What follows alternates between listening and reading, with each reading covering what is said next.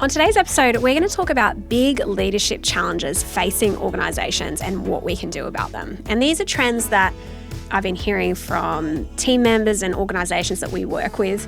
And there are some really common themes. And so we're going to dig into them today. I've got some big, kind of hard-hitting questions and areas that leaders and anyone who wants to lead can benefit from. Let's get into it.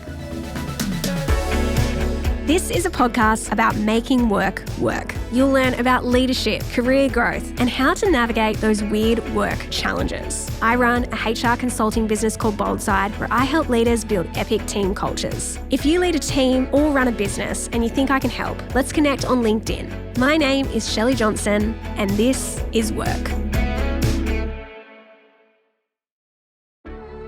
One of the biggest challenges that I see leaders are facing at the moment is how do you lead under fatigue?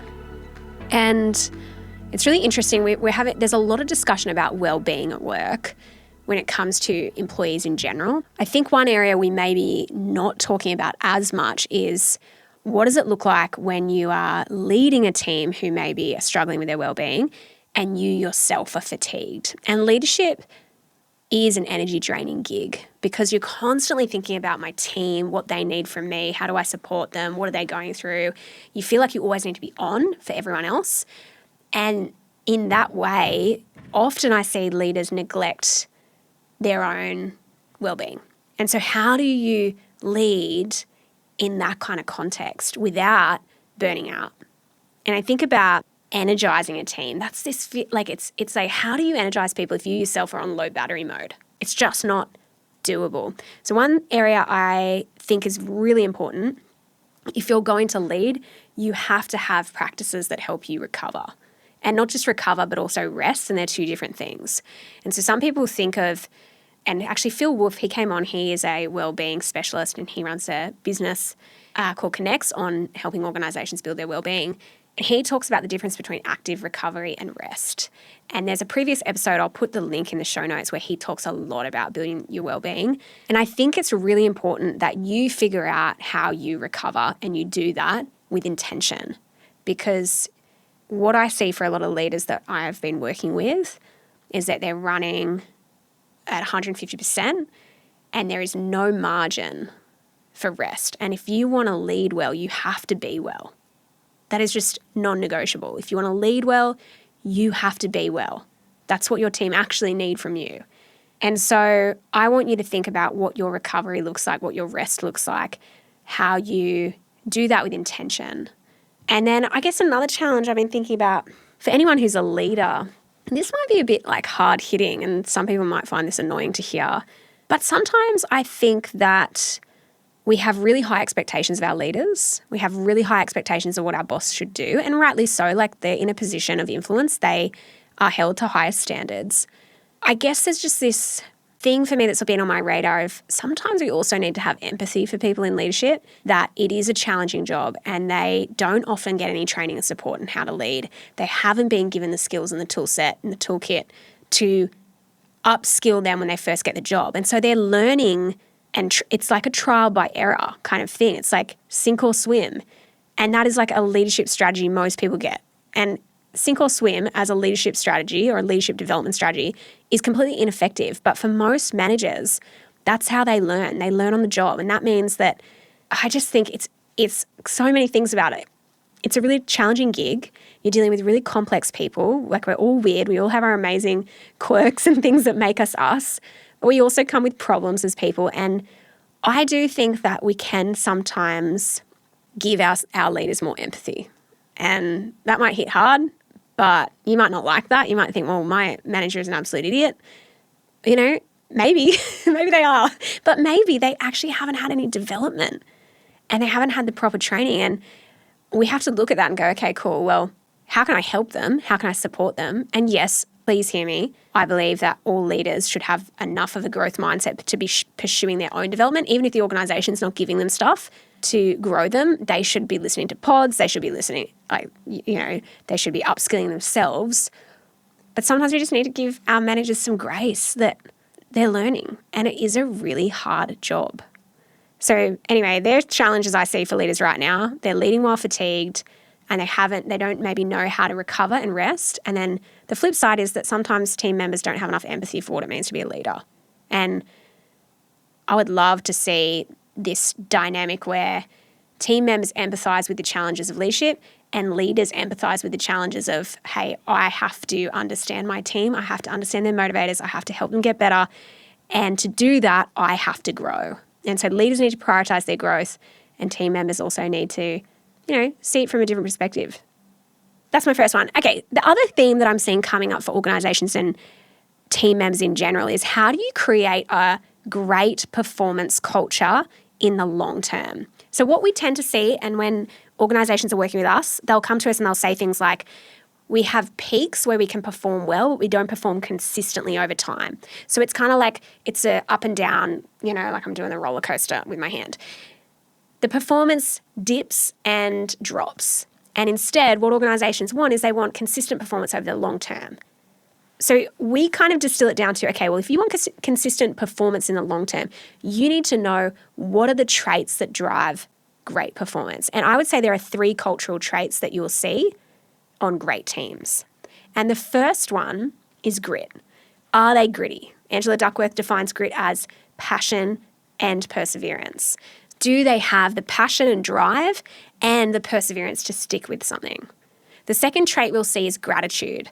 And this one might sound like a woo-woo kind of one, but I think gratitude is the antidote to entitlement. If you have a team that is anti-entitlement, that really understand, here's all the awesome things that we get as being part of this team, that is the best team to work on. People that don't have this what's in it for me mindset, but they're really grateful for those opportunities. And the third one is growth, that they have a growth mindset, that they pursue growth both personally and as a team. So if you think about those 3 traits, grit, gratitude, and growth, if you have all 3 and you can build that out, you hire for it, you develop people to have those traits, and you retain people with those traits, that is how you build a high-performing team in the long term. If you're missing those traits on your team, you've got to work out, okay, how do we start to reset the cultural norms here so we can build that type of culture? Another trend we're seeing in organizations, and this is super common, we work in really technical spaces where, maybe engineering or mining or software engineering, and in those spaces, you get these amazing technical minds, these brilliant people who are super talented, and they get promoted to leadership. So the tendency is the best technical operator will get promoted to be the manager. The tricky thing, as we all know with that, is that the best team member doesn't always make the best leader. A high performer doesn't always make a high-performing leader. And this is the problem with the way that we develop leaders. We don't have an onboarding process. We don't have this process where we go, okay, you want to be a leader? Great. Here's your 6-month onboarding plan. Like, we have that for new starters. We should do that for leadership. We should get an onboarding plan. We should take them through it. And we go, in the first 6 months, here is your process that you have to follow. You're going to learn how to do good one-on-ones. You're going to learn how to coach. You're going to learn how to read the room and ask good questions and communicate an inspiring vision. Like, this is what I want you to learn. So there's no onboarding process. So we promote the most technically talented person into leadership. We just expect that they're going to be able to do it. And I don't know how many times we have to see that process repeated to realize it does not work.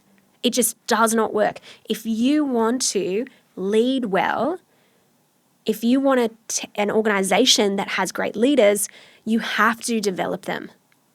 And it is one of the most challenging skills to develop, as I mentioned before, because we're weird, people are weird, we come with all our complex stuff. We can't just expect people to figure it out on the job. And that's why I think we set so many new leaders up for failure. So one thing I would love for leaders is that we give them an onboarding plan, a 6-month onboarding plan with a coach or a mentor that helps them grow. And the other thing is we need to pick apart the critical pain points when you transition from individual contributor to leader. And one thing is letting go of control. So great individual contributors have had an element of control. They actually deliver the outcomes, they do the work, and they get this sense of joy and energy from doing the work. Whereas when you move into a leader, you have to shift from doing the work to developing the team. And that shift is painful. Like, it is just hard because instead of getting the satisfaction from like, yay, I deliver the project, you're coaching people to do the work that you loved doing. I think that particular point of transition is really challenging. So if we can give people the tools to go, okay, this is what it's going to feel like. You're going to encounter these challenges. This is how you start to become a coach. And instead of like feeling like you need to do all the work, you have to start to develop the team to deliver those outcomes. So letting go of control, I reckon, is a big one. Developing the team rather than doing the work is another challenge. And the other thing that I think new leaders get wrong is that they feel like they need to have all the answers. And your team don't expect you to have all the answers, but they definitely expect you to have the right questions. And if you can get really good as a new leader at asking great questions, at being curious, at seeing, okay, these things are happening, what might be going on for that person? How can I draw out some of the gold that they have to offer that maybe they don't see in themselves? And the way that you do that is coaching. It's asking curious questions. It's engaging with people, meeting them where they're at and understanding where do they want to go and how can I help them get there.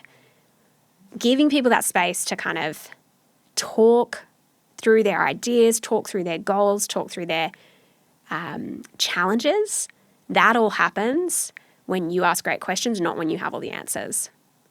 Another leadership and culture challenge we're seeing in organizations at the moment is around understanding the difference between information sharing and communication.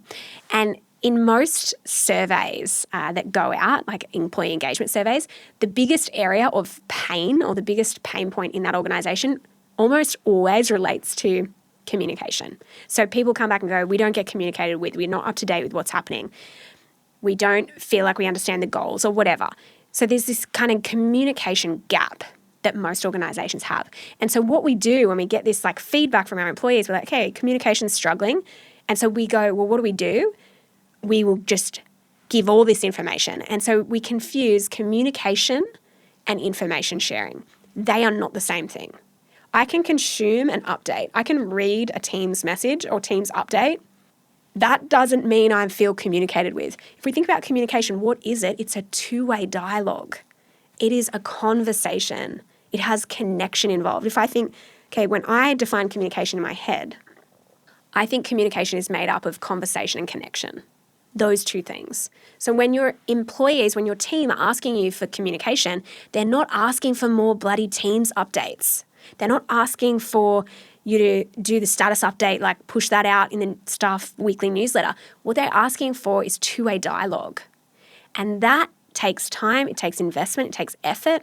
But if you can find a way to communicate rather than information update, you will solve a huge challenge that most organizations and teams face. Because we've got overwhelming amounts of info. What you need to do if you communicate well is you cut through all the noise and you go, here's the things that matter. I want your feedback. Let's have a conversation.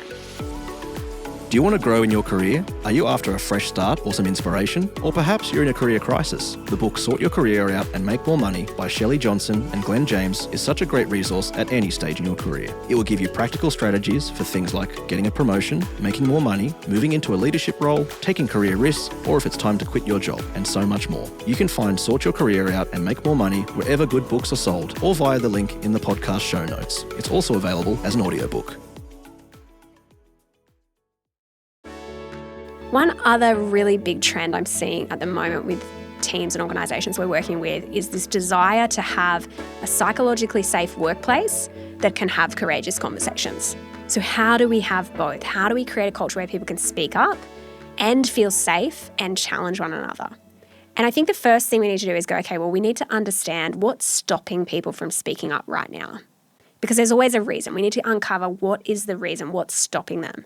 And I think there's a few common areas or things that stop people from speaking up in workplaces. The first is gossip.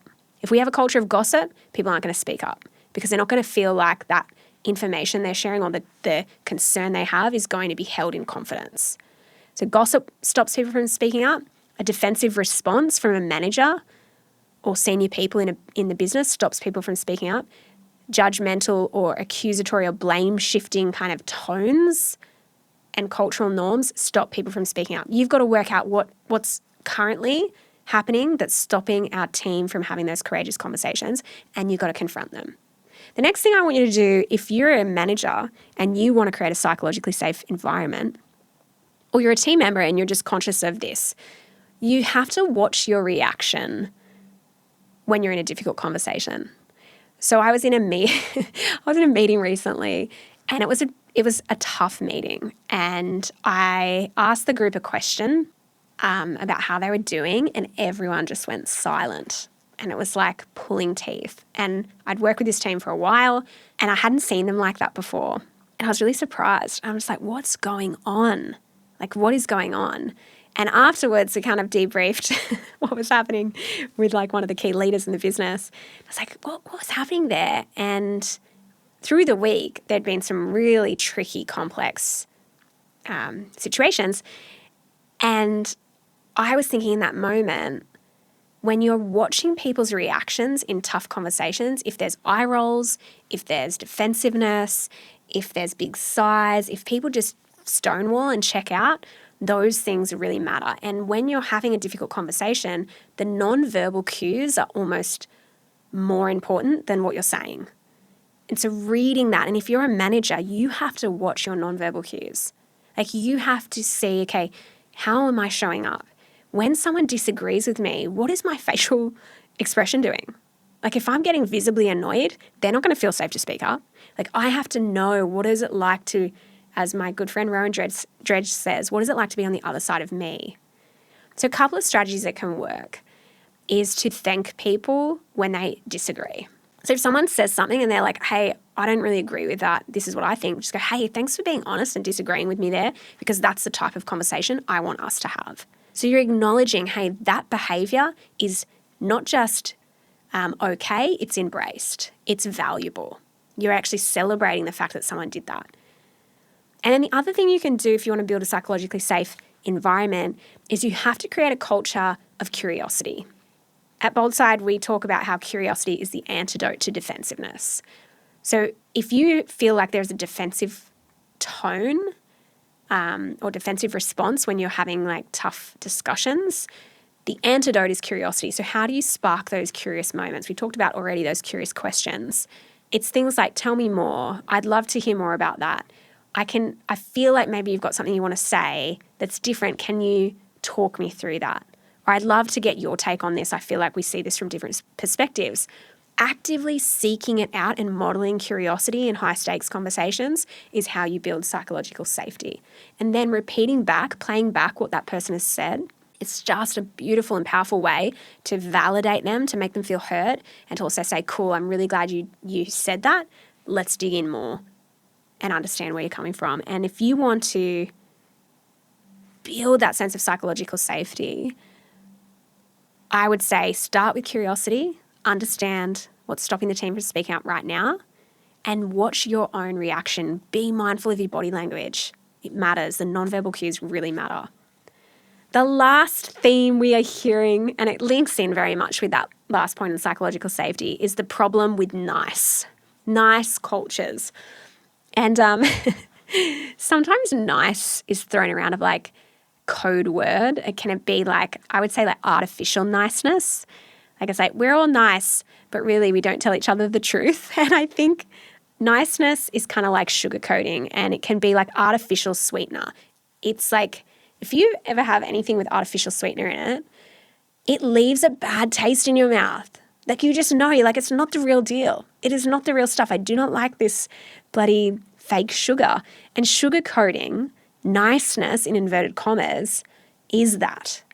And if we want to build a really great high-performing culture, we got to move past the fake nice into like kind, clear, and direct conversations.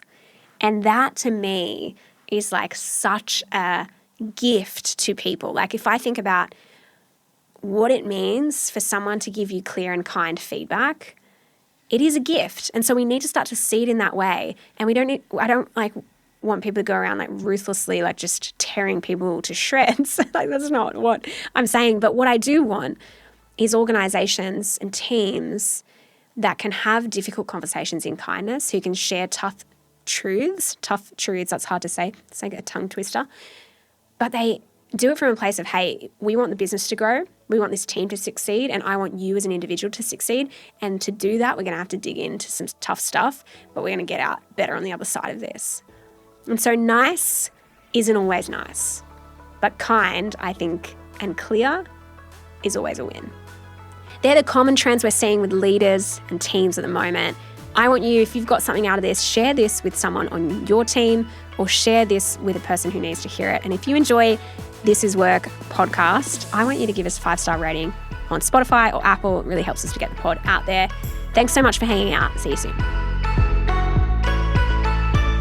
If you have enjoyed the show today, forward it to a friend, colleague, or family member who you may think it would benefit. Shelley's business Boldside provides leadership training for a variety of different businesses. To learn more, visit boldside.com.au. If you would like to book Shelley to speak at one of your events, please reach out to the team via moneypodcast.com.au.